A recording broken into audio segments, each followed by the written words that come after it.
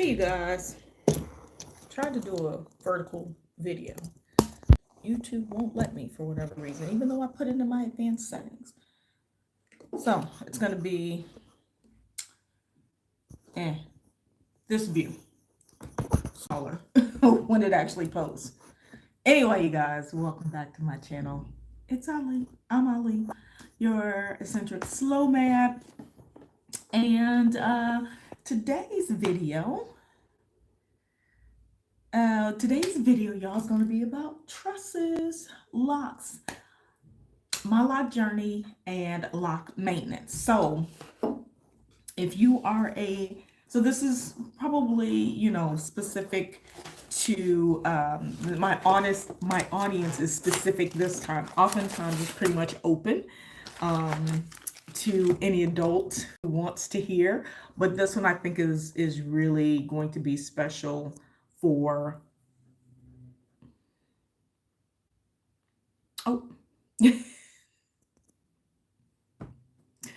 special for those of us who are lock goddesses, or even guys who are lock gents, gods, and or you are aspiring to do the same thing. So I'm going to go down the gamut, but before we do that, you guys, I am going to ask you nicely, if you have not subscribed to my channel and you like the content that I provide, or you just like to support me, please click that subscribe button if you haven't already. Click the notification bell, you guys. I'd like to have some of my oldies come back and visit. I get a lot of new subscribers, probably a very high amount of new subscribers or new watchers and that kind of thing. So if you're an oldie, my content has changed drastically from when I started. Send me a message or comment on my post, on my videos. What would inspire you or intrigue you to come back? What kind of content, anyway, you were watching before. When I was in radio, that was a lot of my content. And then, now it's travel and everything travel. And even my life journey is very specific to my travel journey as it relates, my life journey as it relates to my travel, or travel as it relates to my locks, whatever the case may be. But what I've been doing to maintain, since I am not in a place where I could just run into a local hair beauty supply place and find a whole store full of products specific to my demographic, which is African diasporan, who is locked. So anyway, if you haven't already, please click that subscribe button, that notification bell. Shoot me a note and let me know where you are tuning in from. And we're going to get started here. So quick housekeeping or just notification information for you guys. If you follow me on Facebook and I seem like I have ghosted, I have not, but somehow my account is disabled and I'm just riding with it, letting the sales sail wherever they may or whatever. But anyway, I have Instagram, so follow me at where_to_next_Ali, or on my YouTube. It's there as well. Get on my Linktree and you'll see all of my links on there. Okay, so just want to let you guys know that. So if you're just like, well, what happened to you? It wasn't my choice, but all things happen for a reason. Leave me some comments, you guys. Let me know where you're checking in from, what time it is where you are, and Happy New Year to everyone. Happy 2024, y'all. 2023 went by like a thief in the night. I ain't gonna lie. And I expect this year probably to flow just as quickly and as well. And I've got some content that I'll be sharing continuing to share about this journey and starting your own personal journey in terms of, getting out in these streets and becoming a travelpreneur yourself, and why it's so important and not to rely on time. You aren't guaranteed time. All right, y'all. So let's get into it. Let's talk about lock journeys. So y'all, first of all, there's so many, not so many, but there's enough different types of locks. As you can tell, there's people who have different sizes, different styles, all kinds of different things, different maintenance, different installations, things like that. There's a lot. Oh, let me just say also, little maintenance. The video I did about a month or so ago, or the beginning of December, I asked you guys, it was on Facebook Live actually. I asked a number, everybody in my audience, what you guys wanted me to talk about. This was one of the topics, I believe. A number of people have asked me about it before, including guys who are looking for, their significant other or whatever, wanting to start this journey. But specifically, my Aunt Yolanda asked about how I maintain my lock. So you guys, it's important for you guys to share your thoughts and your comments and things like that, or suggestions of things that you want me to talk about, because you may be the star or the reason why I do a specific video. All right, so let's get back to it. Okay, so different types of locks, different types of maintenance, different types of starting ways, all kinds of things. I'm not going to get into all of that, and this is probably going to be a 2, 3, 4 video series or something like that, because there's so much that goes into it, but I at least wanted to touch base with you guys so you get an idea. And I just felt I was so compelled to share, because there's a lot of information out there. You could just Google locks, you can Google micro locks, you can Google sister locks, you can Google Jamaican locks, I don't know, just big locks, little locks, skinny locks, starter locks. You could Google everything, and there's so much information. And I want to start by saying,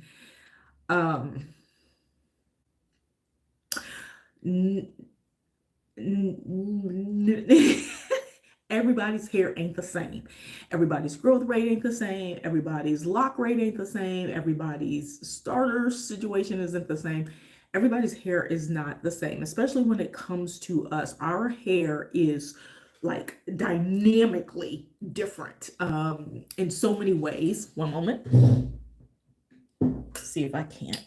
There we go. Get a little light, because I feel like it's starting to get dark outside. Anyway, there's so many different ways that our hair looks, or whatever, however we maintain our hair, and different things like that. And so it's just like anything else. You can't necessarily go on and read what someone else does or see what someone else does and say, oh, okay, that's what I'm going to do, and I'm going to look exactly the same. It's like going to the gym and wanting to get fit, and whatever reason that you want to get fit, and looking at somebody and going, oh, I want to look like them. You can work on the same things and work to become a bodybuilder or whatever, but your path might be a little bit different. So I just want to preface this video with that, because I think oftentimes we get so caught in, just tell me what to do and I'm going to follow your regimen, and I expect it to work for me the same that it works for you, or I want to look the same way, or I want it, I'm just going to tell you right off the bat, you're going to have to go through some trials and tribulations on your own for whatever reason. That's just life. If you're lucky enough and everything works out perfect, that's great, but don't expect that, okay? So I started my lock journey May 6th or 7th of 2022. Why did I start my lock journey? Y'all, I have been, if you follow me, I have been, what's the word I'm looking for? I have been protective styling for years. I've been natural with no chemicals in terms of straightening products since shortly after 2010. So probably like I was still, what do you call it? We have a whole name for when you kind of put a perm in, but you take it out real quick. So like a texturizing. I was texturizing my hair for a bit, or at least doing my edges for a bit. And then I stopped probably fully doing that. And I was only doing that twice a year. Because, we have this thing that, all right, just got to be laid and all that. And the only way mine will stay laid is if there is some sort of chemical to straighten it, because it curls up automatically. Don't matter what gel I put in it. But that probably was at least 2 years. So 2012, 2012, I would say, is probably when I officially was done no more straighten and crack in my hair. Okay. And so I was off and on wearing my own hair. And then every once in a blue moon, like 1.5 years or so, I'd blow it all the way out. So I've had my hair down here. Um, but for the most part, I wear it natural or in a protective style. When I travel, in the previous years, I was always wearing a protective style. My curly hair, which is a favorite, which is why I love one of the parts I'm going to share with you about how I started, what happened, did it do what I thought it was going to do, is it what I expected? I love curly hair. I love texture hair.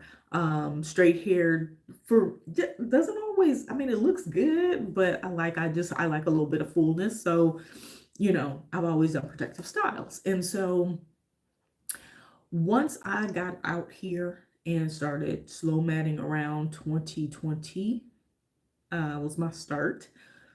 And 2 years in, and I was like, okay, because I couldn't take everything with me. And I'm going to show you guys some of my products, some of the tools that I use.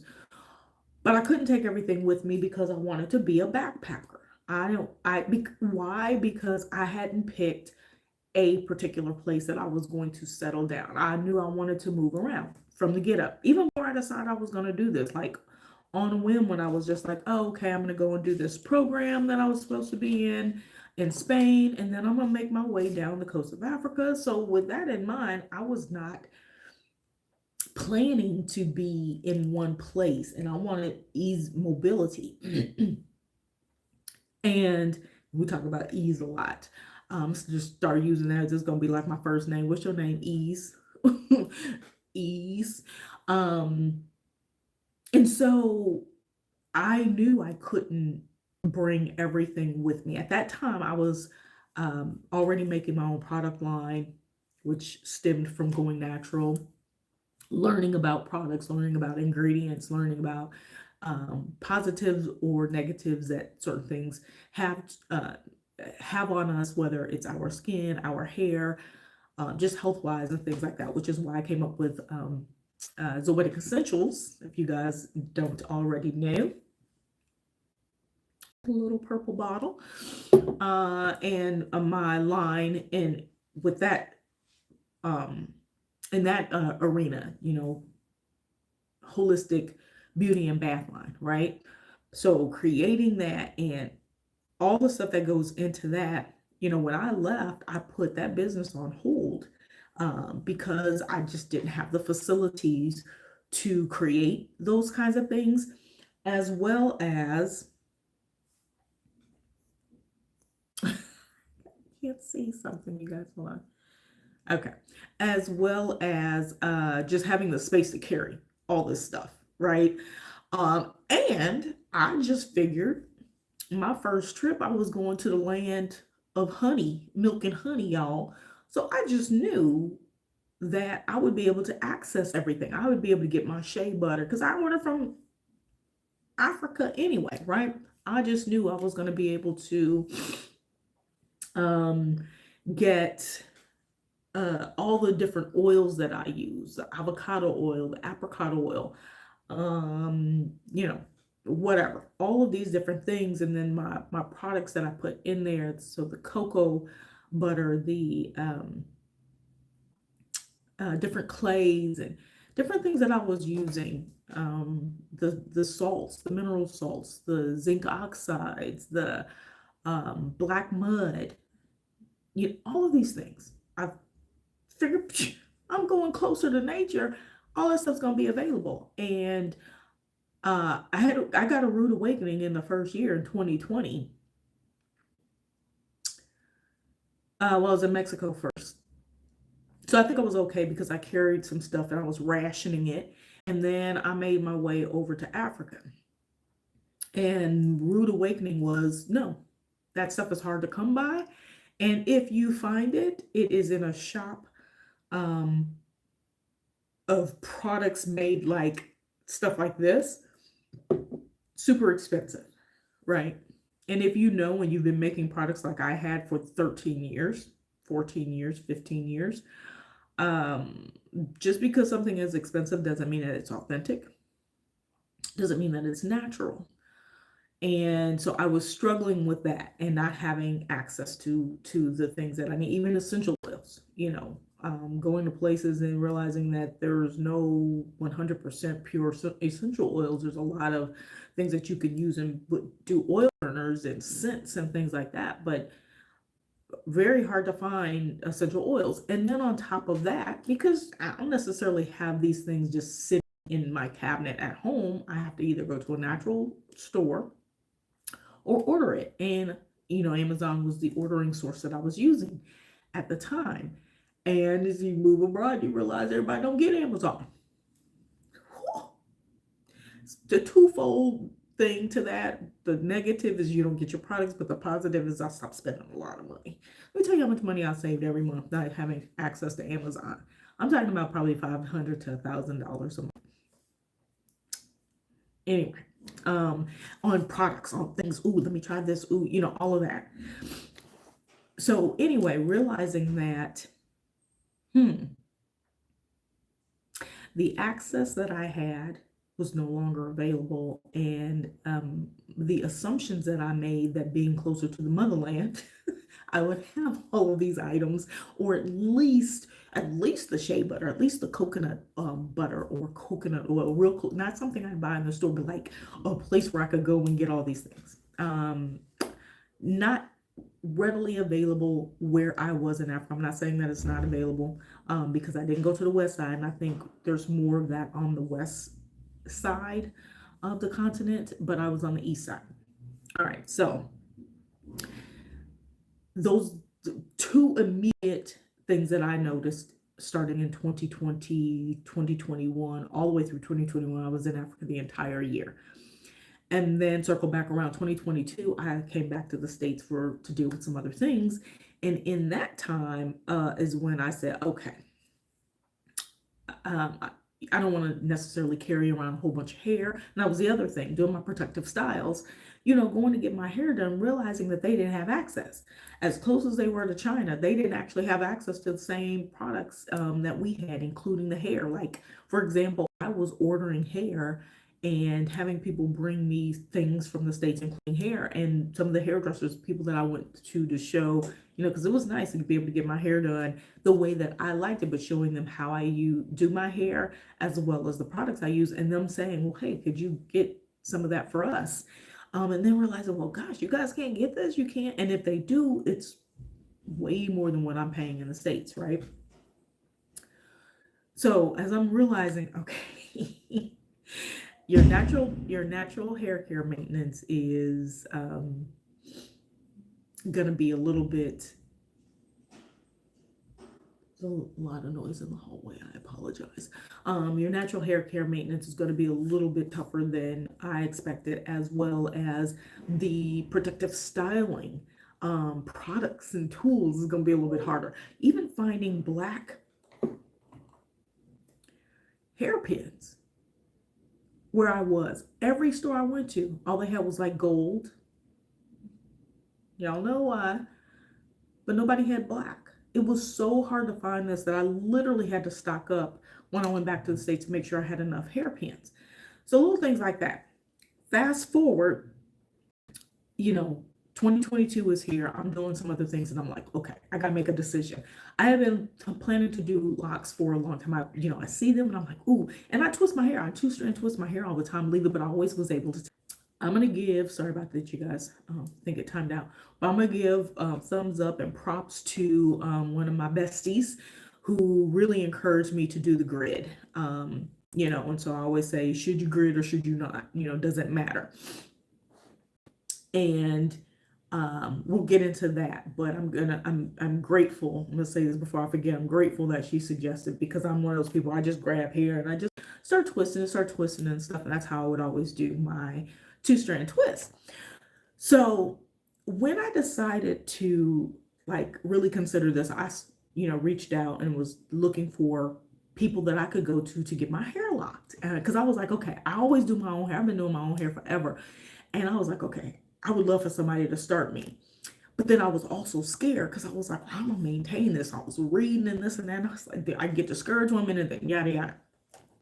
So So why did I decide to lock up? And some of these things may resonate with you guys as to why you're considering it and you haven't done it yet. And we're not going to get probably through everything on this video, but we'll touch on probably quite a few of these. Ease. What's my name? Ease. I thought no maintenance. These are the things that I made me want to go ahead and lock. This is what my thought process was. It's gonna be ease. I ain't gonna have to worry about nothing. I ain't gonna have no maintenance. I was like, and just leave it and just let it go, right? And I'm thinking I was all of this, right? One and done is what I called it. You do it one time and it's done. Little or less to no shrinkage, because y'all know I have 4CDEFG hair and the shrinkage is so real. Now, I just washed my hair. I washed my hair before I did this video and it's been drying. So it's air drying right now. I'm gonna tell y'all some nuances and things with that too. But in the real world, without these locks, my hair would look this short. And that's okay if you're okay with that, but I didn't like it because once it would dry, you couldn't comb it. So now I can't style it. So now I got to go through a whole nother process to wash it, to blow dry it, to do whatever. I was even just to pull it back because it would look like I didn't have enough hair to even pull back. Y'all.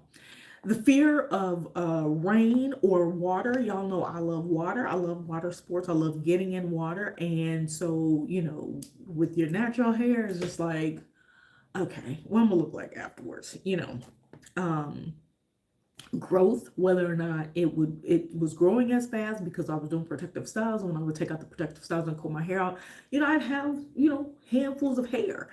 And it's because it would be in a protective style for 2 to 3 months. Well, that's probably some of the natural shedding that would happen anyway because I hadn't combed my hair. You say you lose about 100 strands a day if you brush and everything regularly. I can't brush my hair every day anyway. But I just felt like, I'm probably losing a lot more and my hair could be fuller if I didn't go through that process at least twice a year. Because I was on protective style 3 months, and then I'd go off for like 3 to 6 months and then protective style again. But it was really based on when I traveled. Well, now I'm out here just living this life. So I'm traveling full time. There is no on and off schedule. So I got to figure something out. And I wanted to stop protective styling. So this is the reasons why I was like, okay, lock it. Let's lock it. And you guys stay tuned because I'm actually I will post some shorts showing the transition of my hair from when I started to now. So some of it will make sense to you to see actual pictures, right? So in this process of me deciding to lock my hair, I had an idea again of what I thought this was going to be like, even after reading and I'm going to tell you, like, I didn't understand everything. I didn't understand, like, I'm hearing what people are talking about in the groups and stuff. And I'm just like, okay, make sure you plait it, braid it before you wash it. Only wash the scalp and don't put any products in your hair. And you can't wet it for 3-4 months. And then looking at people's hair and going, okay, so that's like 3A hair or 2B hair, maybe even 4A hair. It's definitely not 4CDEFG hair because my hair will start locking overnight from its soft stage of washing, so on and so forth. It locks really, really quick. It doesn't necessarily mature and hold right away, but it starts that lock process pretty quickly. Okay. So now I'm gonna talk about what happened. What happened over time, what I ended up doing, come May 6th or 7th of 2022, and I was just like, okay, I'm gonna do this. Again, talked to my friend and she was like, Ali, you could do it yourself. And I was like, okay, because I've been doing hair. Y'all, I've been interlocking and I've had clients for years before. That so it was like just a thing. I was always doing my hair and other people's hair as well. Um, and so I was like, okay, maybe I can do this. And I said, maybe it actually. Then I turned it into a positive because then I was like, well, if I do it myself, it'll like propel me into understanding how to maintain it. A year later, I am just learning the importance of some of these things that I didn't have. All right. So 2022 was now a year and a half ago, because we're in 2024, seems like 2 years, but it was a year and a half ago. So I've been locked a year and a half. I locked my own hair. I did not go to anyone. And I'll tell you, like, through the cycle of things earlier this year, I almost was like, God, I wish I would have. And I was at a point of, do I cut it off? Because things were happening to the hair, and I was just like, what in the world? Okay.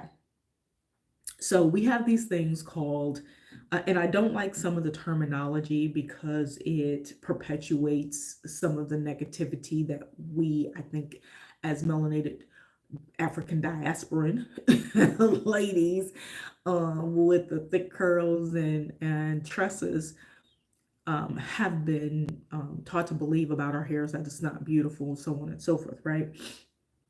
And so they have this phase right when you start, especially if it's your hair is a little bit shorter where we don't feel as attractive. So there's that phase, and then there's this teenage phase, and in that there's like budding that happens. There's bunching. I'll show you what bunching is. I just had one.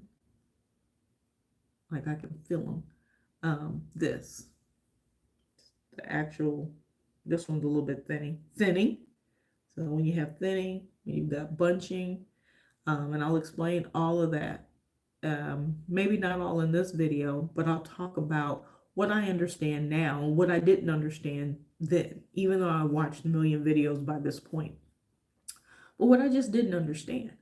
But I did do a grid in terms of, rows and actually, paying attention. You can't really see now because probably in a couple weeks, if I don't do it this week, I will be doing a retie, and I don't do them as often as I was doing them before because I realized that that was also causing issues. So many things that I've learned along this journey.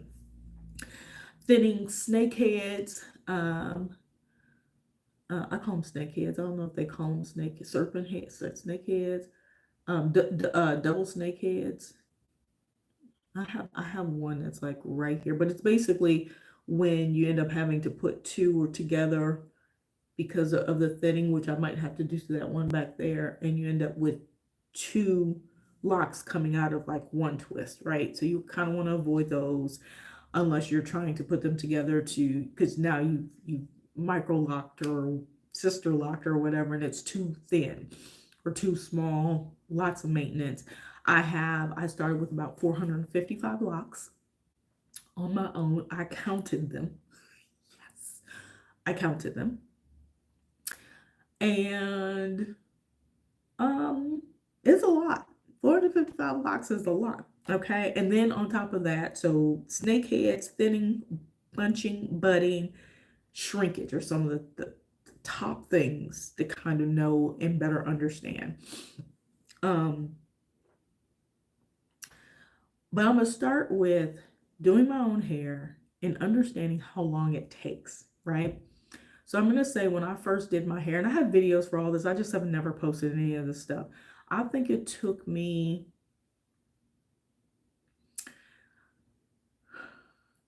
probably 12 hours, 9, 12, maybe 16. I have to go back and look because the initial doing it doesn't take as long to me as as the maintenance until I realized the tools that I needed to make my maintenance go faster.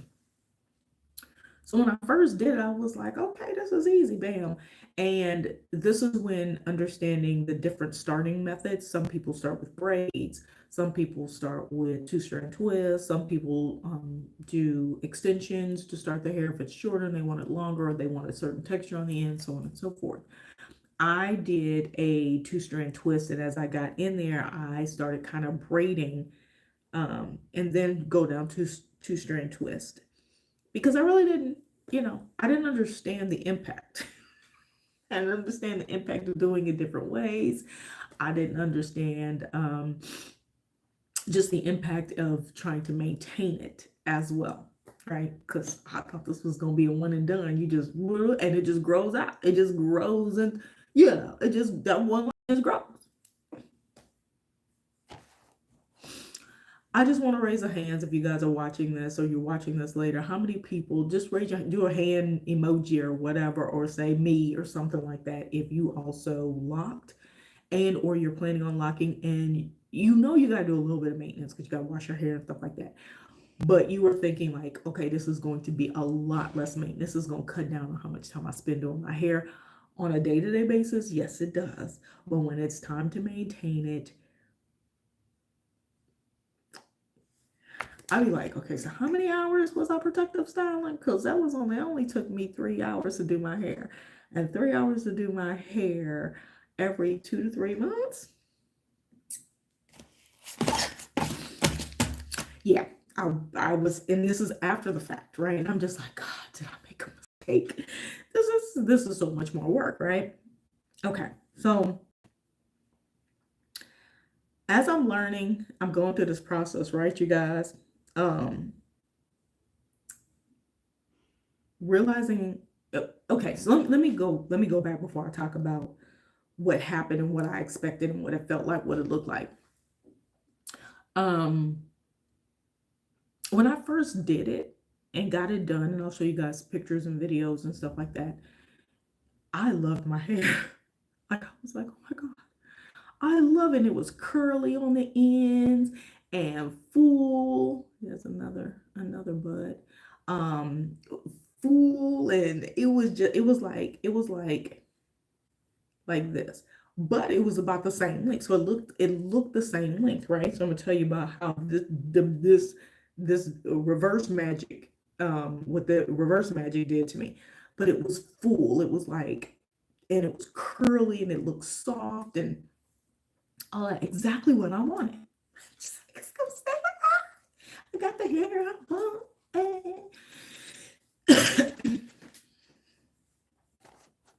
Let me tell you what happened.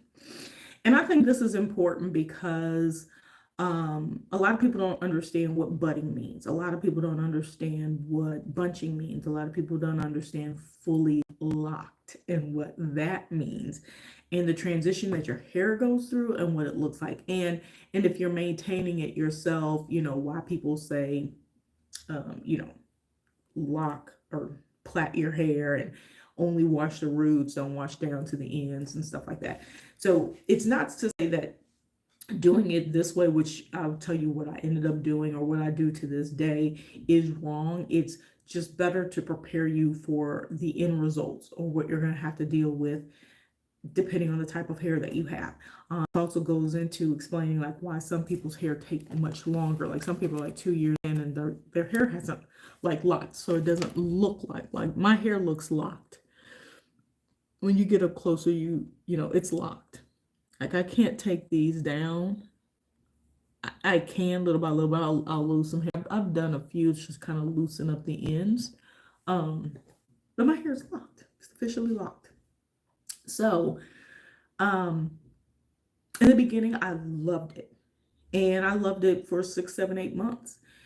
And it was that stage that I didn't understand why there was so much hassle about doing the hair and braiding it. I was like, why? I mean, it does fine. It just, I wash it and, pull it back, and, wring it out. And I wasn't braiding it down and all that because it was still curly. The ends were still curly. And I loved it. I loved even that it was full. When it would dry, it would shrink. So when it would dry, it was about like this length when it would dry. So the other day, reason I mentioned this is because the other day I was like, God, has my hair grown at all? Like, it's been a year and a half. Everybody else be showing pictures and their hair was like this short. And now it's like down their back, and everybody's hair grows different. I know my hair does not grow super fast. But this also plays into the climate, places that I decide to live and things like that. And I have to pay attention to that kind of stuff. My hair is important to me. So I wasn't doing some of the things because I was like, okay, it's supposed to be low maintenance. Why I gotta do all that? Plus, I just, I'm in the shower. Oh, I haven't washed my hair. Oh, let me go ahead and wash my hair. And washing my hair, a lot of times for me, would at least be running water through it, getting the sweat out of my hair because, working out, being in the sun, I was in really warm climates for three, well, the majority of these years until I got here to Europe, and that's just the last couple of months. But everywhere I've been has been sweltering, so I'm just sweating all day. So it's always uh, got that full, look, and it immediately, as soon as I like would retie it, it would get really poofy and stuff. Like, I mean, within a day, 2 days. And so it became something that I expected because I was always in that climate where I'm sweating. So I know it's going to poof, right? And plus, that's what my hair does anyway. My hair's always done that. And that's another thing I'm going to just tell you guys. Your hair doesn't stop being your hair, the hair that you've been dealing with for however long you've been doing your hair, just because you put locks in it. Okay? So the things that you experienced before, you're going to experience them more or less, but maybe just like slightly different because you're um, training your hair a different way, right? But my hair is always shrinked, shrinked,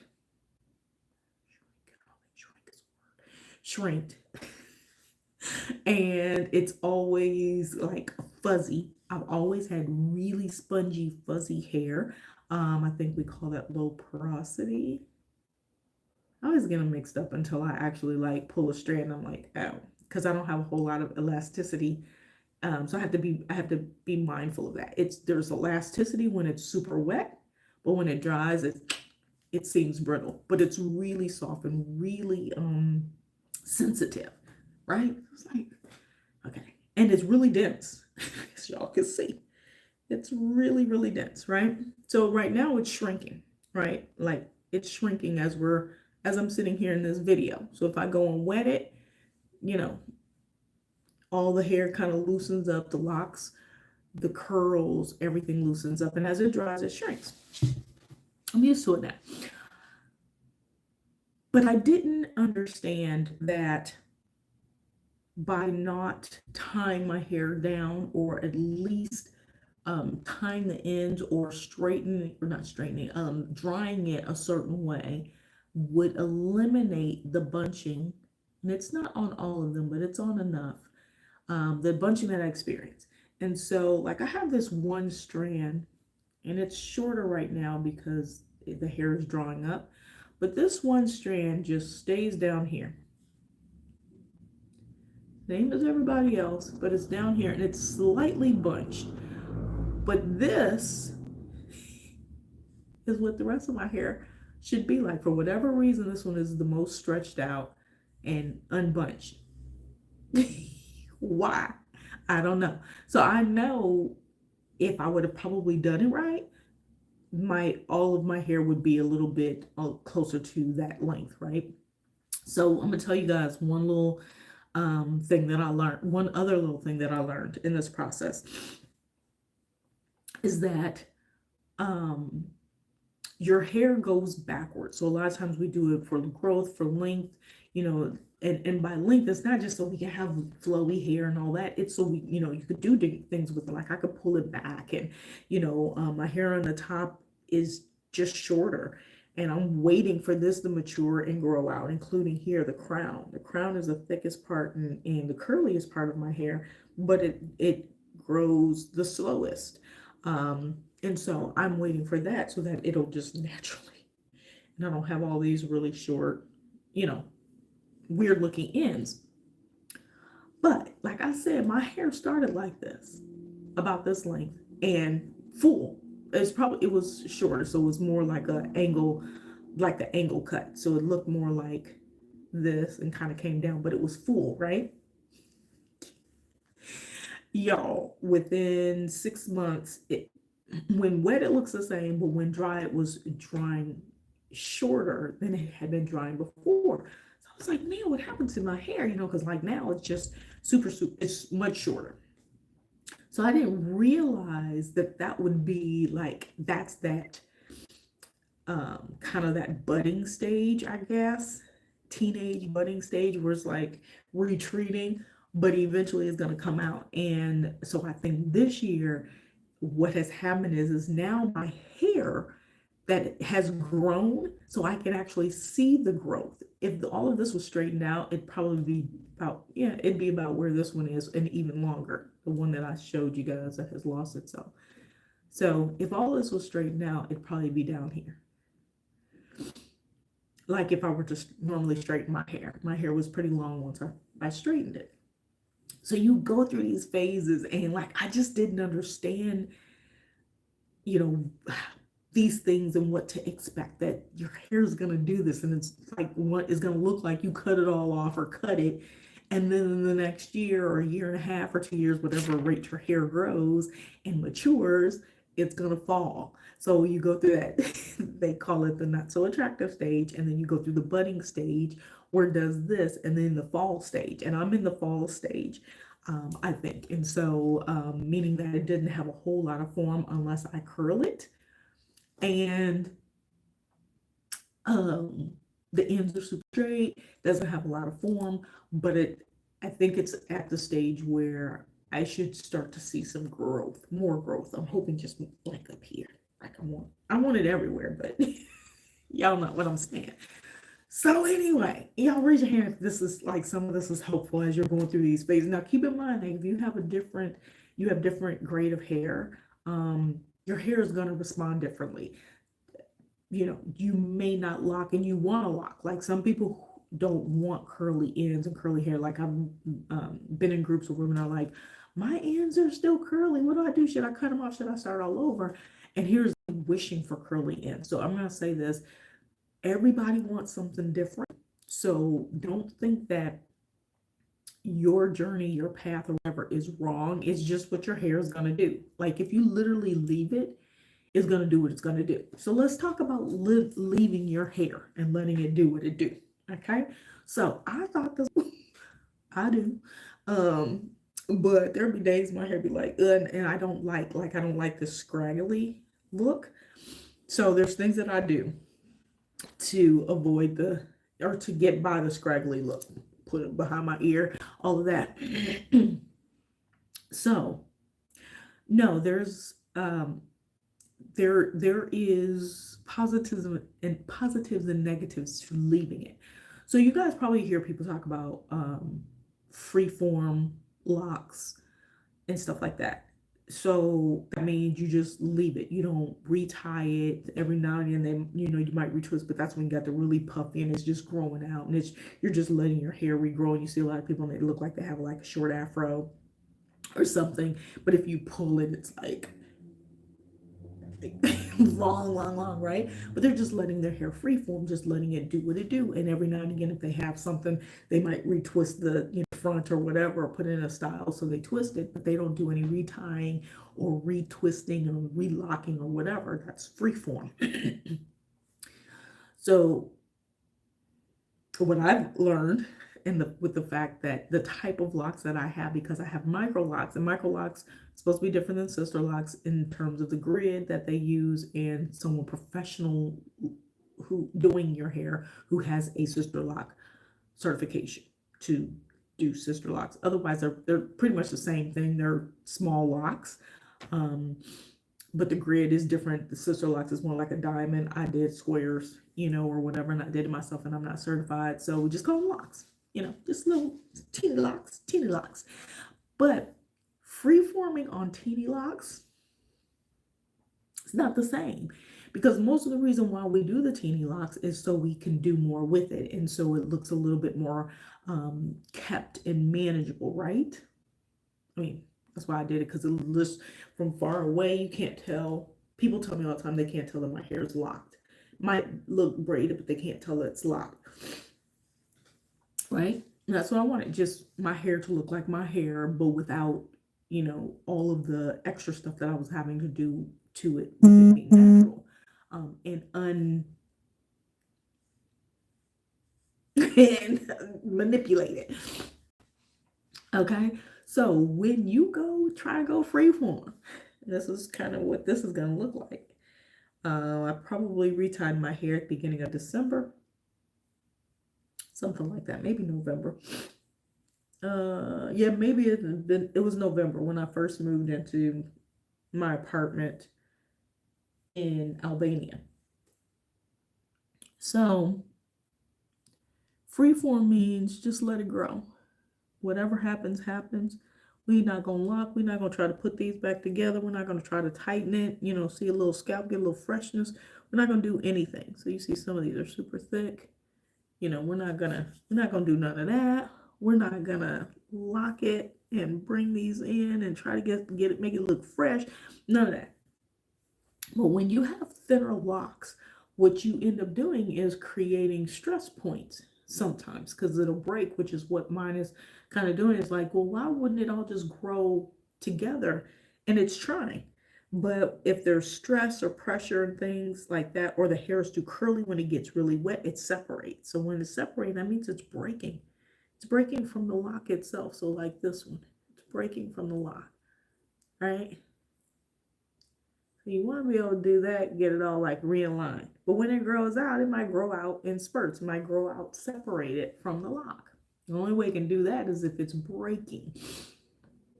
Okay, so if you go freeform too long without, at least being aware and conscious of the stress that you're putting on your hair, like pulling it back, and because I was doing a lot of stress, and I was pulling my hair back and to creating these spots where it was thinning, and I didn't even realize it right until I went to go do my hair, and I was like finding these super, super thin locks, right? And I was like, oh my God, or finding these locks where they were super budded.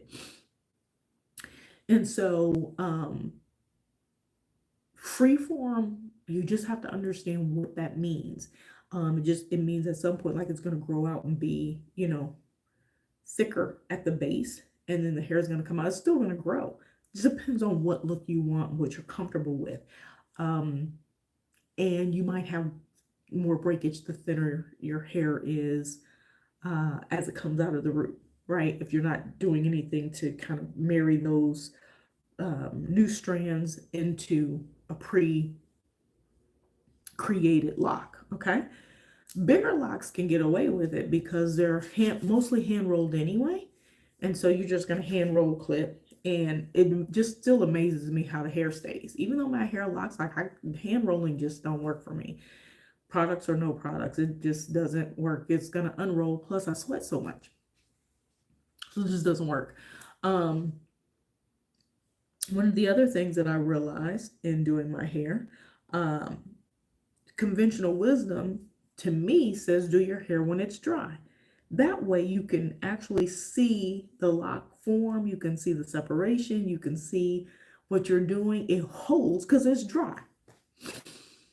Well, I was breaking my hair off doing it that way. Over time, not instantly, not right then and there, but I was breaking and I was creating weakness because I was doing it while it was dry, when in essence you're supposed to do it like most people say, or most people that I've watched wash their hair and then perform their maintenance. That way you're not doing your maintenance and then washing your hair, which means you're loosening up the root anyway, which is the purpose of a retie, okay? Reties don't make your hair longer. Reties just make you freshen up, and it's gonna appear longer because now you're taking the poofiness out. But if you take your hair and you stretch it, it's the same length as if it was non-retwisted or retied, right? So I was making my hair weaker, especially where I have thinner, because all my locks are not the same. Even though I did upgrade and parted, I mean, when you get to certain areas and stuff, you just, they're not the same. They're just not the same. So I was creating areas where my hair is weaker, and I'm figuring out how to fix those as I go. But I'm going to get into the tools really quick, you guys. I'm going to talk about the tools really quick.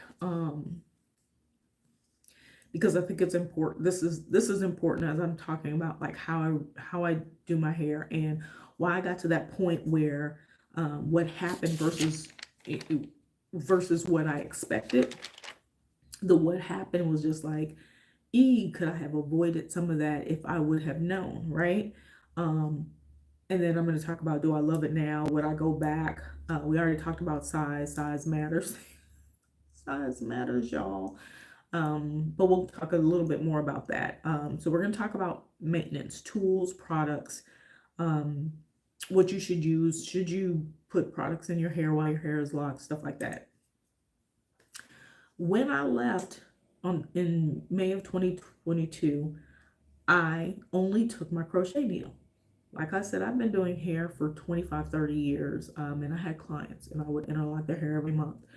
And I was interlocking my own hair. So this tool I was very familiar with. So I understood how to take it, la, la, la. But what was happening is the ones that were a little bit shorter, or, I couldn't understand how people were doing their hair. And this was the tool that I was seeing all the time. When I first tried it, I couldn't figure out how it worked. I was like, how the heck are you guys putting the hair in and doing this? Because it wouldn't stay. And the reason it wouldn't stay was because my hair was too soft in the beginning. It hadn't locked. And so I couldn't use it. So guess what I did? I left it in this because I was like, that was a waste. And I have 2 of these. I'll tell you guys, get a pack of 2 or 4. Because I lost one. It's in here somewhere, but I've lost it. I'm just going to demonstrate really quick on one that has a lock in it and one that doesn't. So see how this wasn't happening. So I couldn't figure out, well, how are you just taking it and weaving it through and, so easily, right? So that one came off. I'm going to do it again because now it's like going the wrong direction. And this is another reason why knowing your direction, knowing how to start and how to end based on how you want the hair to fall. So I want it to go down. So I'm going to do this one to make it go down. So now look, boom, easy demonstration. When I went up, boom, it went over there somewhere. So now I'm going to show you that kind of locked. I'll do this one. This is closer to how my hair was, and I can thread it really easy. I can lock a little bit, but see how it comes out? It was so soft. I was like, this doesn't make sense. Well, that wasn't the tool to use in the beginning stages of my lock journey. And I left it, but it was the proper tool to use come month 7, 8, 9. But I didn't have it. And then I got discouraged trying to maintain my hair, do my lock, my reties and all of that, at the point where I almost hated it. And I was just like, I can't do this because I couldn't figure out. I was like, I was doing it, but it was taking me almost 16 hours. And not because I was doing it straight, but I would take breaks and stuff like that. And I just wasn't getting it done. And I was just like, what am I going to do? And then I started looking at the free form and I was like, it's not what I wanted. This is great. But you're going to need this. When your locks mature, when you're fully locked or at least partially locked and the hair is starting to dry like in a locked stage, this is what you're going to need, because then I could just feed it through here and it's in. It's just like a needle, right? Next thing that I didn't take with me are these threading needles. That's what I call them. They're little hooks, like they're crochet needles, but baby ones. And didn't understand the importance of these, so I left them.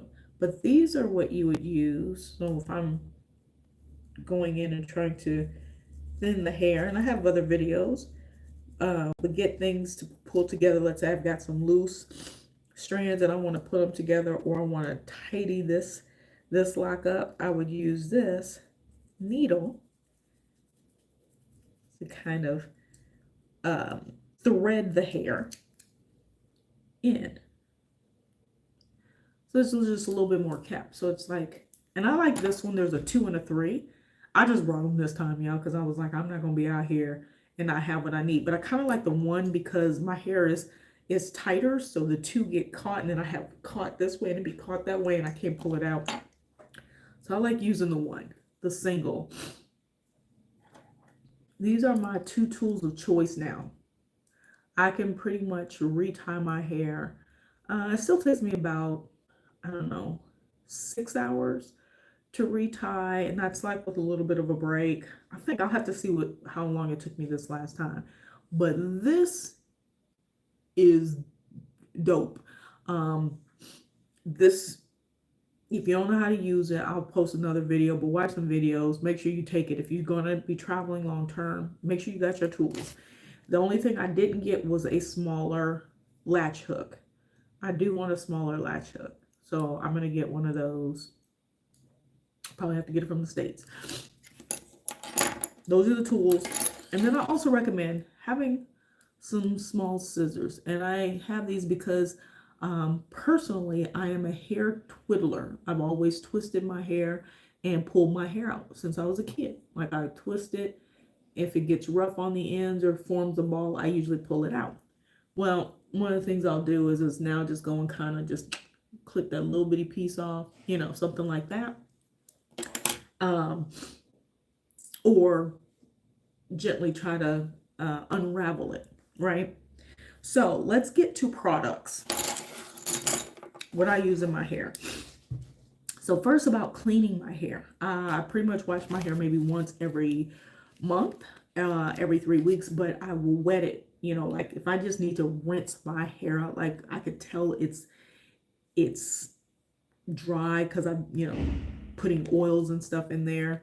And it's really dry and crusty feeling, then it needs a good rinse. So I rinse my hair, but that doesn't mean I necessarily wash it because I don't want to strip it. I use a non-sulfate shampoo.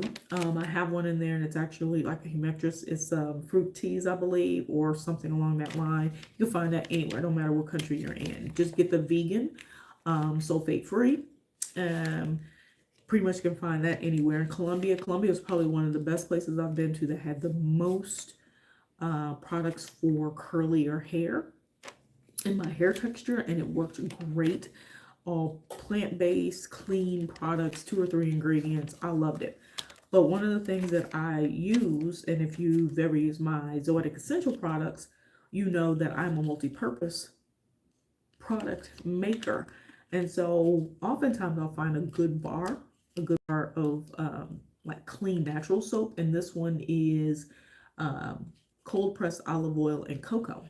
And you guys know cocoa is good for creating like a shine. It's good for shine. So this bar, I'll cut off some and I'll use it in my scalp to clean my scalp. Fantastic, right? Why not? It's got olive oil and cocoa in it. It's already got what I need in it. If I could use it on my skin, I should be able to use it in my hair. Right? So I'll use that. Part of the reason is, number one, I don't want to have to carry a million things. I try to avoid carrying as many liquids as possible because I'm going to show you a couple other things that I use. So bars of soap, even though back in the day, like I didn't use like bars of soap, you know, until I started making it. You know, I like, you know, get moved into that liquid or the creamy kind of cleansers and things like that.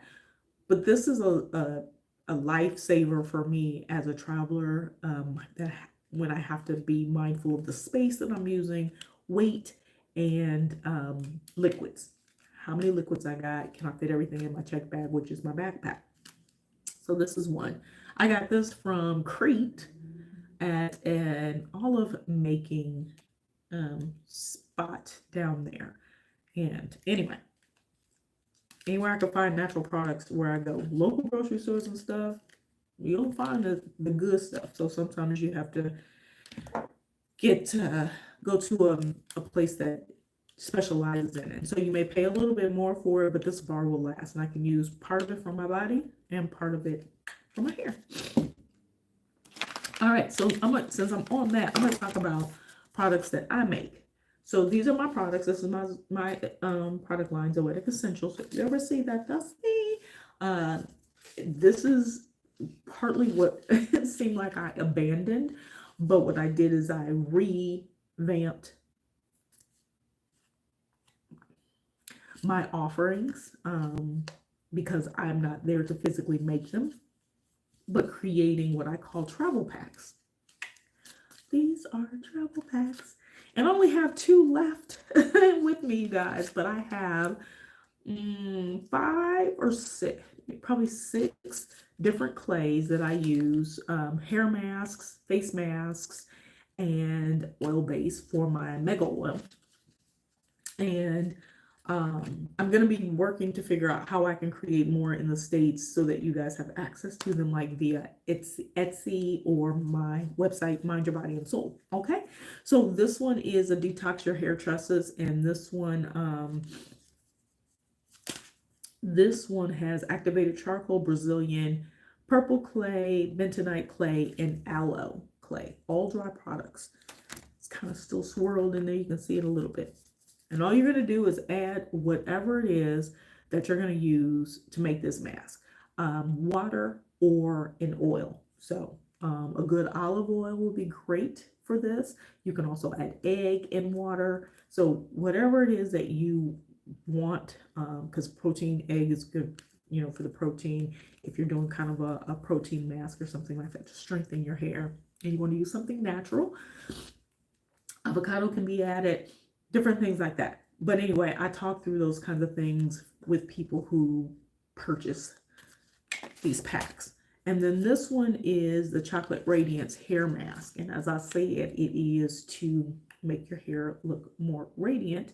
This one has cacao powder, Brazilian purple clay, and aloe in it. And I have some masks. I have turmeric, activated charcoal, and a myriad of other things. But these 2 are the last 2 masks that I have, and you basically use as much as you need. And so, for example, if I'm wanting to detox, I could do this on my scalp or on my ends if I feel my ends are extra,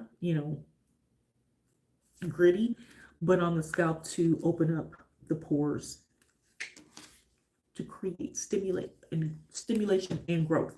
And then the tresses again afterwards, or on a different rinse day, not necessarily a wash day, but a rinse day, to add radiance back to my locks. Okay, I then also have a whole bunch of clays. I brought a lot of stuff with me this time, and I'm actually going to do a separate video, kind of talk through some of these. The bentonite clay powder, I use ginger. You can eat this in teas and stuff. I use it in my masks, my face masks, and my hair masks as a rejuvenator. But my dead sea clay powder, I have Moroccan clay. I'm gonna tell you guys some tips. We're gonna do a separate video for this. When you start using these clays, color matters. Especially when you have locks, you have to start paying attention to what you put in your hair, because it's staying there forever. Rasul clay powder, and then I have my Cullinan clay powder, so I'll talk a little bit more about these in a separate video. But I make my masks, so basically I have the things that I need to make some combinations. I got my turmeric, I got some other stuff, but these are some of the basics that I carry around. I carry around my purple Brazilian clay. Can't really tell it's purple, but it is. And then I have my Cashapp powder, which is one of those African powders with some really powerful ingredients that is known. We talk about it in different tribes in Africa that use this, and the women's hair is like down their back. Cashapp powder. I'm probably saying it wrong, but anyway, I mixed this in with this, my 21. It cut off again, y'all. I'm sorry. So anyway, this is how I travel. Now I travel with all these dry packs, very little liquid, but all these herbs. I'm gonna show you what I do with this. I don't think I brought the big container in here, but basically I will get a container, like a plastic container or glass, and put the herbs in there along with a carrier oil. I've been using a pumpkin seed oil, which is fantastic, y'all, for so many things, all the way from menopause, relief, hair growth. Fantastic. I actually use the pumpkin seed oil in my facial creams for collagen build, tightening the skin, all of that. Anyway, pumpkin seed oil. I also use real extra virgin olive oil because you can pretty much find that everywhere, but all EVOOs are not the same. I learned, I maybe talk about that another time, but this is called Boosted Up oil, and it has a combination of the 12 herbs, and it's been soaking. I usually allow it to soak for 7 days before I utilize it. I keep a bottle of pre-made, and then I have some that's still got the herbs in it soaking. Minimum 7 days, let it keep soaking. And this one in the Chevy oil, okay? All right, those are those. And then for everyday use, get a normal spray bottle, put your water in it, and then I actually create like a tincture. I use rose buds to make my own rose water. See if y'all can see it. Let me see if I turn that light off. Nope. It's a little bit dark, but trying to see if you can see if it looks better this way. But those are my rose buds. All right, turn the light on. Real rosebuds. I make water that I drink with it, as well as a spray for my hair. So yes, I do put products and oil in my hair when it's necessary, when it's needed, but mainly the rose water, I spray that all over, and it loosens up my hair on the ends. Like if it's dry or feeling crunchy or whatever, I'll put that in, and it just soothes it, makes it soft. And I put this really on my scalp. I'll also put it on the ends as a protectant, but in the scalp, because the point is for hair growth, but also hair maintenance. So a couple other things that I have now that I have purchased since I was in Asia, and it was hard to find like certain products and things like that, and I had run out. So that was this year. I was 2023. I'm sorry. I was in Asia for about 8 months. I came across, like, they have some amazing, y'all know, in Asia, they all about the beauty stuff, right? And they have so many things to show you don't know. So they have all of these little trial packets, right? I tried like so many things. This was my favorite. Execute Me leave-in oils, conditioners, and things like that. And they have like a whole line, and I would buy all of them. This is all I got left of this one.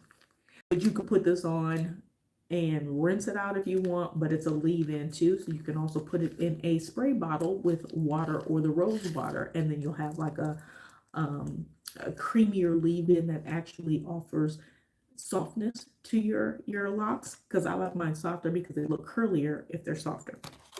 That's just me. And then a couple of other things that I picked up along the way when I was in Athens. I found these. One of the ones I like the most is this cannabis sativa seed oil, which means that it's a booster. But the reason I like these is because of the ingredients: cannabis oil, aloe vera, panthenol, argan oil, basically, sunflower, thyme, ginseng, rosemary, and biotin. That's what's in this.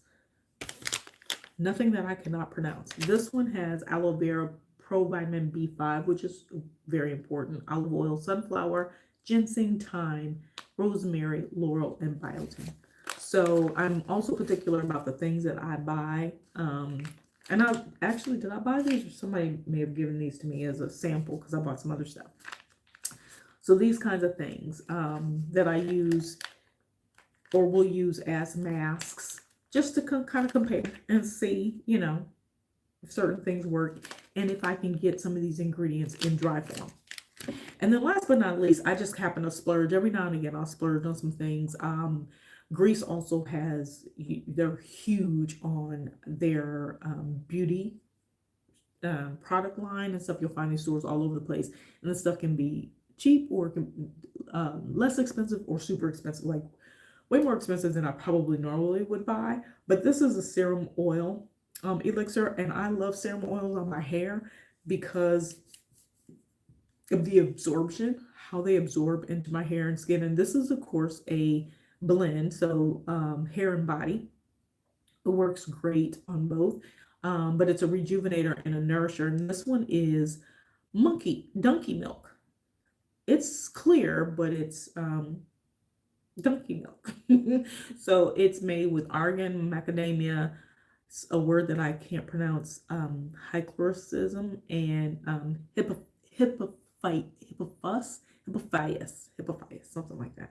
I'm trying to learn how they say these words over here. But anyway, this is made in Greece, and you know, it's an organic product.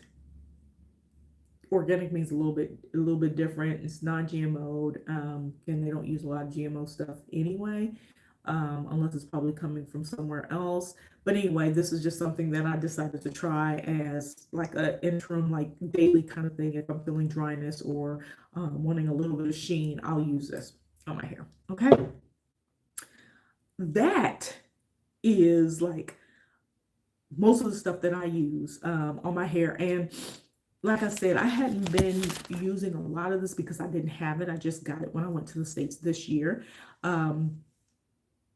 But yeah, I am a person who does put water and stuff on my hair. So if I want, actually, like if I'm trying to wear my hair and it's just sticking up and doing whatever, water is the best thing. Like I don't need gels and stuff like that. I have some gel time, every now and again, tame my edges sometimes if they're just really unruly and I need a retie.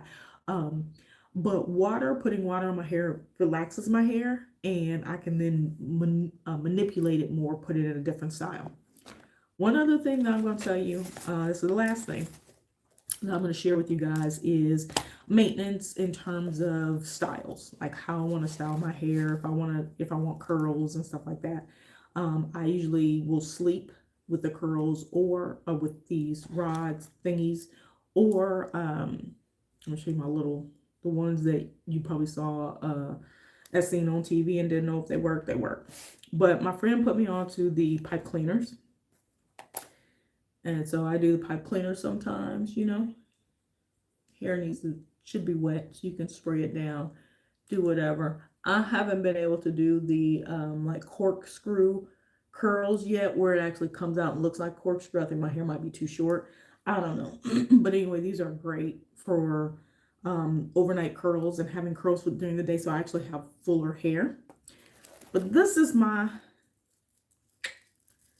you guys, this is like the best thing since sliced bread. We see these all the time. This dries my hair overnight, and it gives me very loose but flowy curls.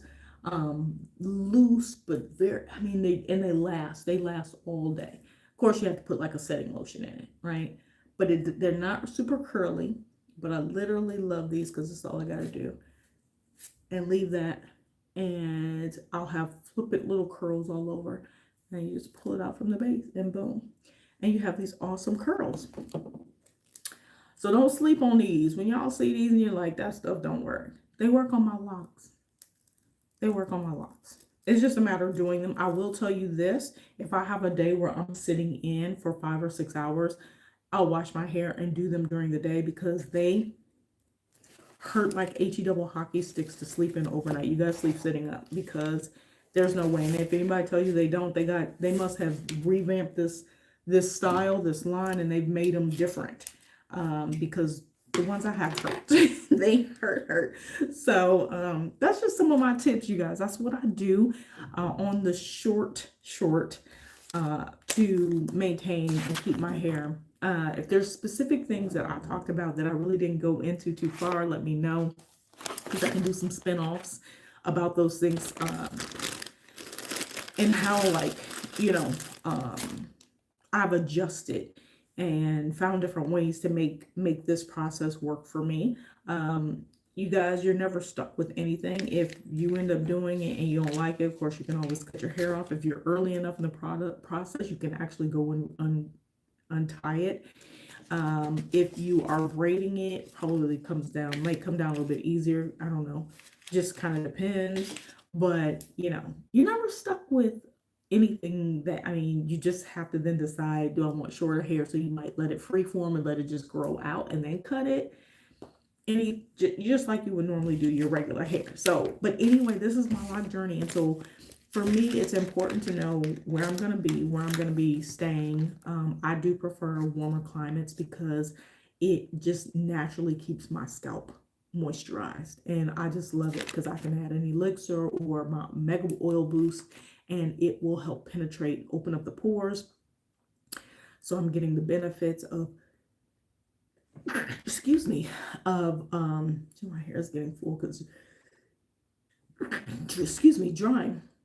But I get the benefits of the products that I'm using, and they're actually penetrating the scalp and, helping and get into the follicles at the root and creating stronger base, and also, strengthening the hair so you don't lose what you've grown. Because once your hair grows out, it kind of, it's basically dying. The longer it gets, further it is from your scalp. So you want to kind of keep it as nourished and fulfilled as long as possible.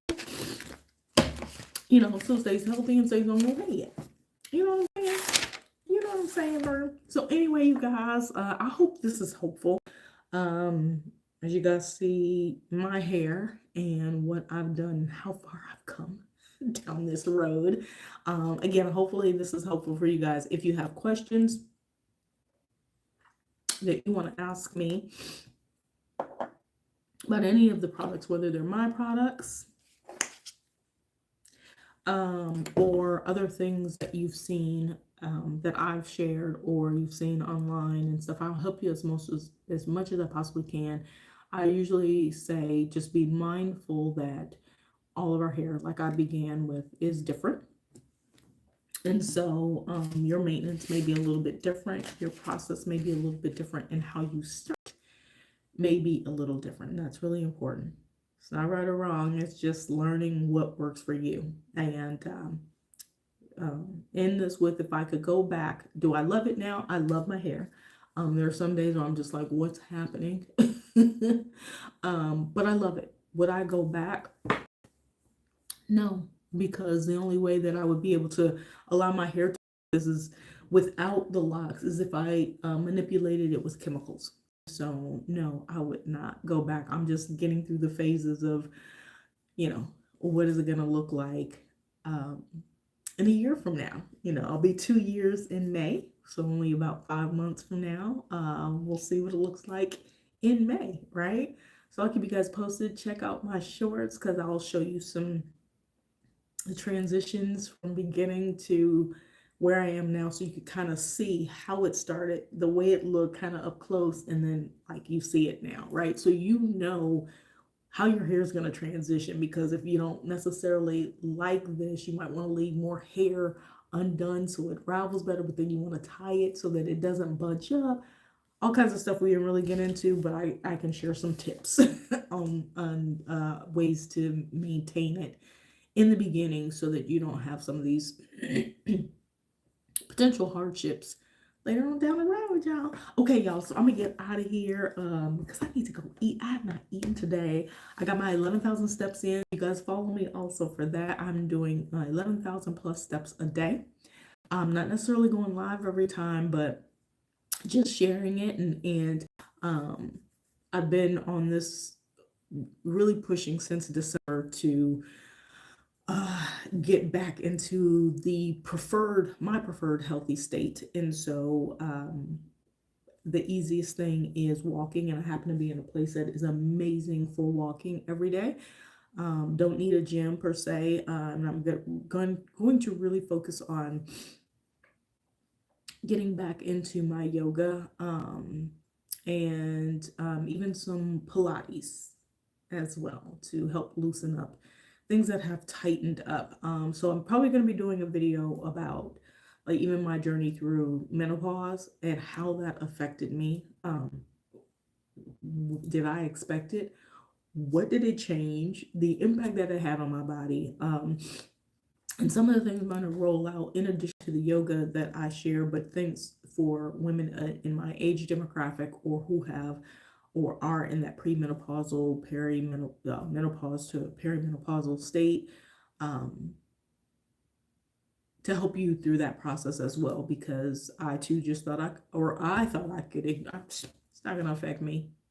2023 was a beast with my body. So stay tuned for things like that. And you guys, in the comments, if you watch this later, please let me know things that you want to hear about. I'm trying to not just talk about like places that I've been and, you know, showing you different things, because, you know, eventually it's like, oh, okay, that's cool. But the reality, this is the reality of my everyday, is how do I maintain? How do I, from a physical to a mental, all those things, how do I maintain and continue to strive for, you know, new experiences and new people, new cultures, and all those things like that, and don't get tired of it, because people are like, don't you get tired of it when you come home? And I'm like, well, what's home? I am home free. Thank you to my other travel bestie who gave me that term instead of homeless, although I am homeless, to use home free. Words matter, y'all. Words matter. Anyway, let me know what y'all are doing, how your New Year's kicked off, if you are well, bubbling, and shining. And if this video is helpful for you, click the like, subscribe, share, and leave me a comment. And we'll talk again soon, y'all. I'm gonna get out of here. You guys know the drill. Toodles and noodles.